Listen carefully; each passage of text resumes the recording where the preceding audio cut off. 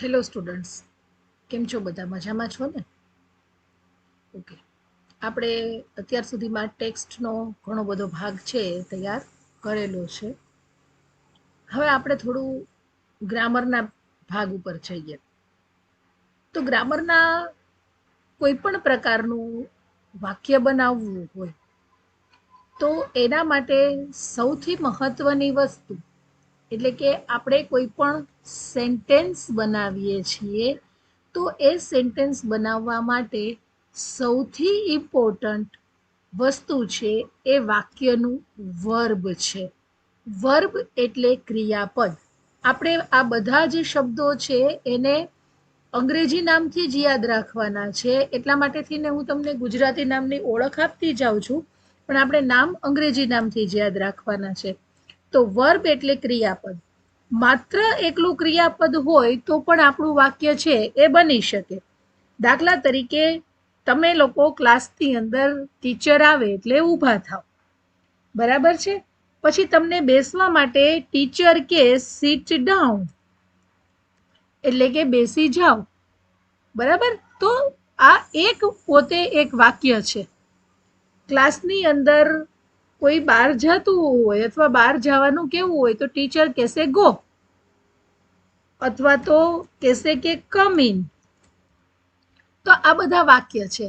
એટલે ક્રિયાપદ એ એકમાત્ર એવી વસ્તુ છે કે જે એક હોય તો પણ એ વાક્ય કહેવામાં આવે છે. બધા જ ક્રિયાપદો આવા નથી હોતા, કેટલાક જ ક્રિયાપદો હોય છે. ઇન શોર્ટ, આપણી વાત જે હતી એ વાત એમ હતી કે જ્યારે કોઈ વાક્ય બનાવવામાં આવે એવા સમયે સૌથી મહત્વનું પાસું એટલે કે આપણું જે સેન્ટેન્સ છે એમાં સૌથી ઇમ્પોર્ટન્ટ અને સૌથી આવશ્યક બાબત કહીએ તો એ છે વાક્યનું ક્રિયાપદ. ક્રિયાપદ છે એ સૌથી કમ્પલસરી, એના વગર વાક્ય કોઈ દિવસ બનવાનું નથી, બરોબર છે? એટલે આ ક્રિયાપદ છે એનો ઘણો બધો આખો ખેલ છે, એ આપણે જુદા જુદા કાળ જોશું ને ઘણું બધું જોશું, એની અંદર એ વસ્તુ આવશે જ તે. હવે આ ક્રિયાપદ પછી સેકન્ડ ઇમ્પોર્ટન્ટ વસ્તુ જે છે એ છે સબ્જેક્ટ. સબ્જેક્ટ એટલે વાક્યનો કર્તા. તમે ગુજરાતી ગ્રામરની અંદર એ ભણ્યા હશો કે કર્તા એટલે એવી વ્યક્તિ કે જે ક્રિયા કરે છે. મેં આપેલા તમને જે પીડીએફ ડોક્યુમેન્ટ્સ ને એ બધું મોકલ્યું હતું એની અંદર પણ આ વસ્તુ મોકલી હતી કે કર્તા એટલે શું, કે જે કોઈ ક્રિયાનો કરનાર છે. વાક્યમાં સૌથી પહેલું, હકાર વાક્યમાં સૌથી પહેલું સ્થાન છે એ સબ્જેક્ટનું હોય, બરોબર છે? કોઈ પણ વાક્યની અંદર જ્યારે આપણે કર્તા કોણ છે એ જાણવું હોય તો એના માટે પ્રશ્ન પૂછવામાં આવે છે કે વુ અથવા તો વિચ થી પ્રશ્ન પૂછો તો તમને વાક્યનો કર્તા મળે છે. દાખલા તરીકે તમારી બે બેનપણીઓ વાતો કરે છે, તમને એ વાત સાંભળવામાં રસ પડ્યો કે ફલાણી છોકરી છે એને નવા કપડાં લીધા. હવે તમે ખાલી પાછળનું સાંભળ્યું છે કે નવા કપડાં લીધા એટલે તમે જઈને તરત જ કહેશો કોણે હે? તો તમે નામ જાણવા માંગો છો, એ વાક્યનો કર્તા છે, એના માટે તરત જ તમે શબ્દ વાપરશો કોણે. કોણે એટલે કે વુ. કોણે કપડાં લીધા, તોફાન કર્યું તું, કોણે કર્યું તું, બરાબર? આ જે આખી વસ્તુ જે છે એ નામ જાણવાની વાત, એટલે વાક્યનો કર્તા જાણવાની વાત. કર્તાએ જે ક્રિયા કરી છે, જે સમયે ક્રિયા કરી છે, એ જે બતાડે છે એને કહેવામાં આવે છે મિસ્ટર વર્બ. એ વર્બ છે એના માટે જ આપણે આગળના બધા ટોપિક છે એ વર્બ ઉપર આધારિત જ છે, એટલે એની અંદર આપણે વધુ ડિસ્કસ અત્યારે નહીં કરીએ. કર્તા અને ક્રિયાપદ પછી મહત્વની વસ્તુ છે ઓબ્જેક્ટ. ઓબ્જેક્ટ એટલે વાક્યનું કર્મ. કર્તાએ જે ક્રિયા કરી છે એ વસ્તુ દર્શાવે એને ઓબ્જેક્ટ કહેવાય. દાખલા તરીકે કર્તા તરીકે રામ છે, રામે કેરી ખાધી, બરોબર છે? તો આ વાક્યમાં કેરી ખાવાની ક્રિયા કરનાર કોણ છે? તો કે રામ છે. રામે શું ખાધું? તો કે કેરી ખાધી, એટલે કે જ્યારે આપણા પ્રશ્નમાં વોટ અથવા તો વુમ, વોટ એટલે શું અને વુમ એટલે કોને, આવું પૂછીએ ત્યારે આપણને આપણા વાક્યનું કર્મ જાણવા મળે. આટલી વસ્તુ તમને સમજાઈ ગઈ હશે અને આ વસ્તુ તમારા માટે થઈને ઇમ્પોર્ટન્ટ પણ છે. કઈ કઈ વસ્તુ? તો કે વાક્યમાં સૌથી મહત્વ અથવા તો જેના વગર નથી જ ચાલે એવું શું છે? તો કે વાક્યનું વર્બ છે, એટલે કે ક્રિયાપદ છે, ક્રિયા દર્શાવે. સબ્જેક્ટ શું છે?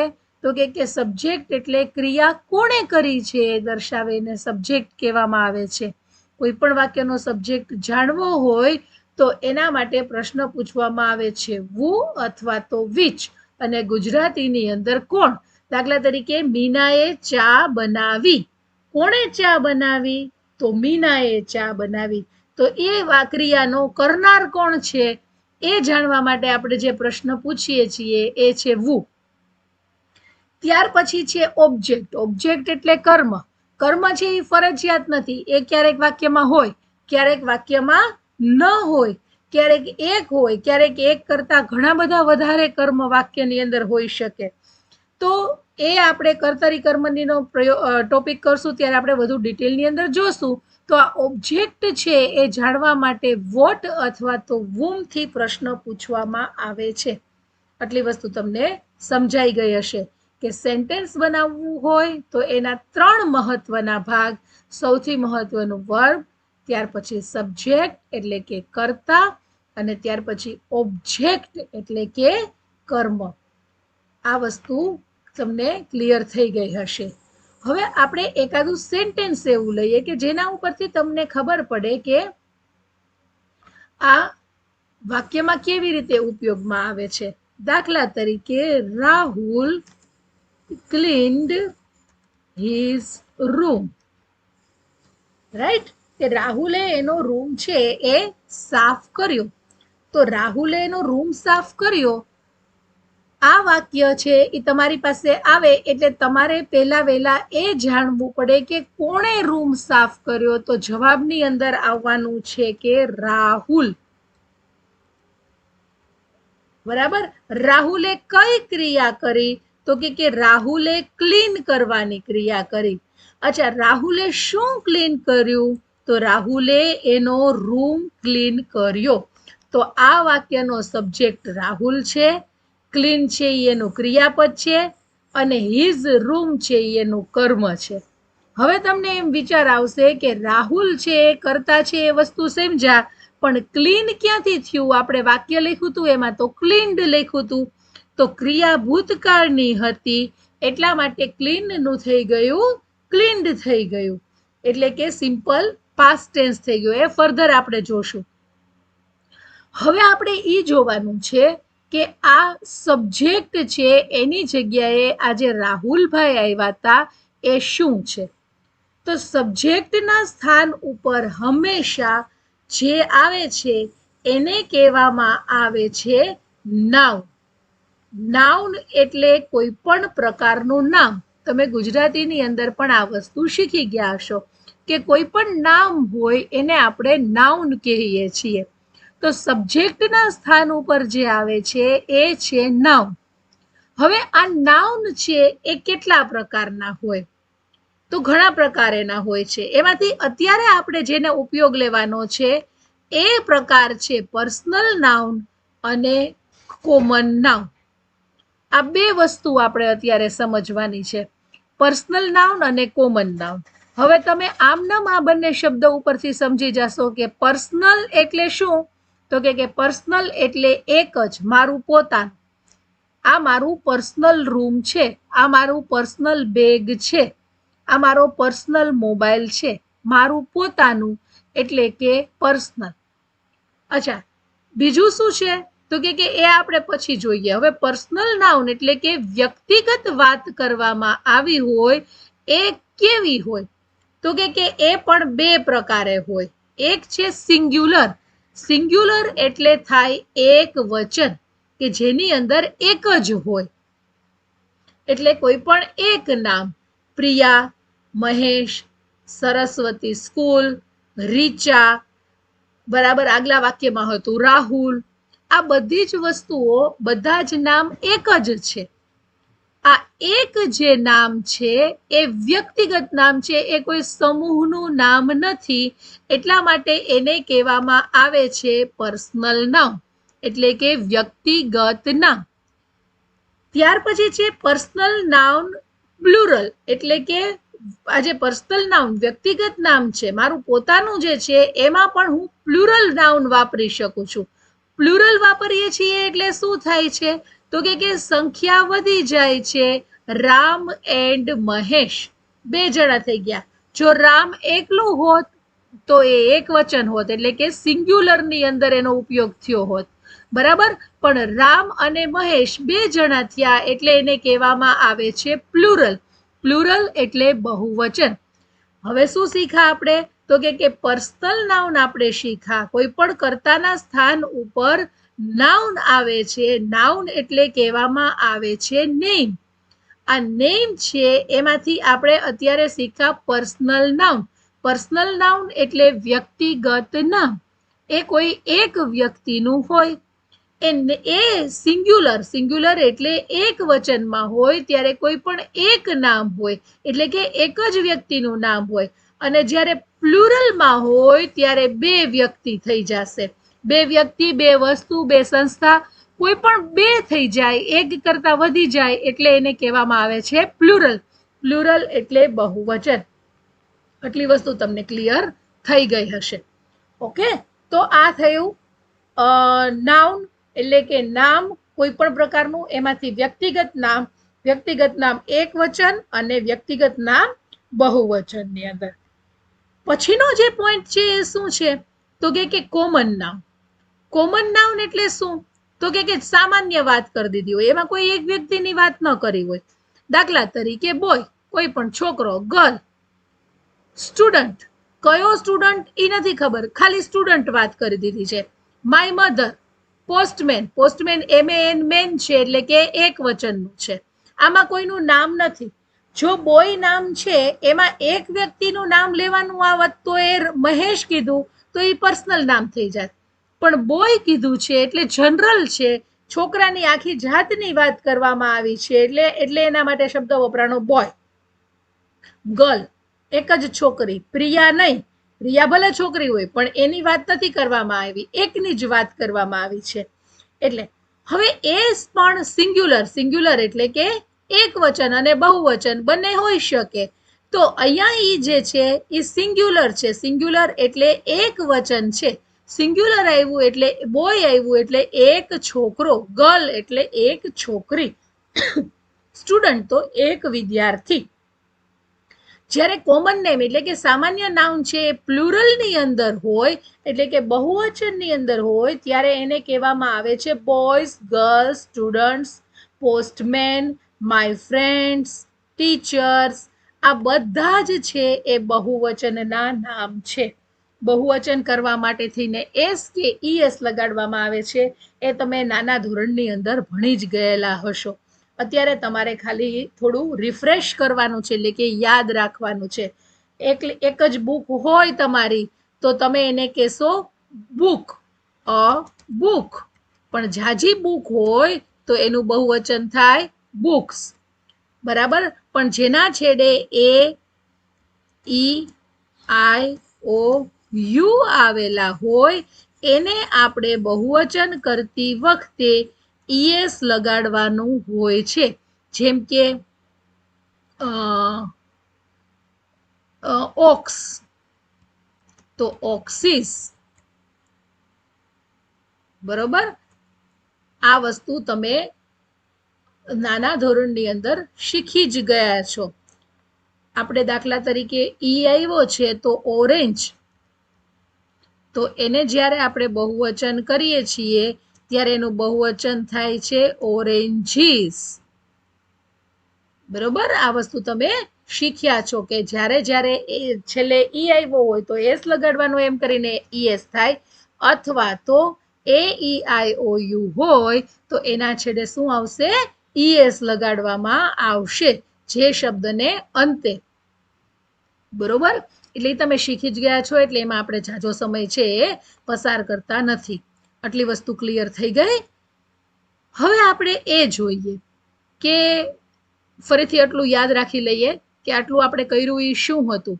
તો કે આપણે જે અત્યાર સુધીની અંદર તૈયાર કર્યું એ વસ્તુ નાઉન છે. નાઉન એટલે કોઈ પણ પ્રકારનું નામ. એમાં બે પ્રકારના નામ જોયા, એક પર્સનલ નાઉન અને બીજું કોમન નાઉન. બધા જ નાઉનના બે પદ્ધતિઓ છે. એક છે સિંગ્યુલર એટલે કે એક વચન, અને બીજું છે પ્લુરલ એટલે કે બહુવચન. પર્સનલ નાઉન જ્યારે સિંગ્યુલરની અંદર હોય ત્યારે એક જ વ્યક્તિનું નામ છે એ આવતું હોય છે, જેમ કે પ્રિયા, મહેશ, સરસ્વતી સ્કૂલ, રીચા વગેરે. પર્સનલ નાઉન જ્યારે પ્લુરલમાં હોય છે એટલે કે બહુવચનમાં હોય છે ત્યારે રામ એન્ડ મહેશ, આવી રીતે બે જણાના નામ હોય છે. આ બધી વસ્તુનો તમારે ઉપયોગ કરવાનો જ છે. ત્યાર પછી છે કોમન નાઉન. કોમન નાઉન એટલે સામાન્ય નામ. સામાન્ય નામ પણ બે પદ્ધતિમાં, એક સિંગ્યુલર અને બીજું પ્લુરલ.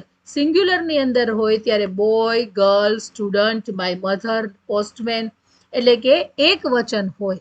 જેના છેડે એસ કે ઈએસ લગાડ્યો હોય એવા નાઉન્સ એ બધા હોય છે પ્લુરલ. પ્લુરલ એટલે કે બહુવચન. Boys, girls, students, postman, my friends અને ટીચર. અહીંયા પોસ્ટમેનમાં એમએએન છે અને નીચે આપણે પોસ્ટમેનમાં એમઈએન કર્યું. એમએન અનિયમિત થતું છે. એટલે જ્યારે આવા અનિયમિત હોય, દાખલા તરીકે એમએએન છે, એમએન મેન એટલે માણસ, પણ એનું બહુવચન કરવું હોય તો એનું બહુવચન થાય છે એમઈએન. એવી રીતે વુમન, તો એનું બહુવચન કરવું હોય તો એનું બહુવચન થાય છે વિમેન. ચાઇલ્ડ હોય તો એનું બહુવચન થાય છે ચિલ્ડ્રન. બરાબર? તો આવી રીતે આને અનિયમિત રૂપ કહેવાય છે.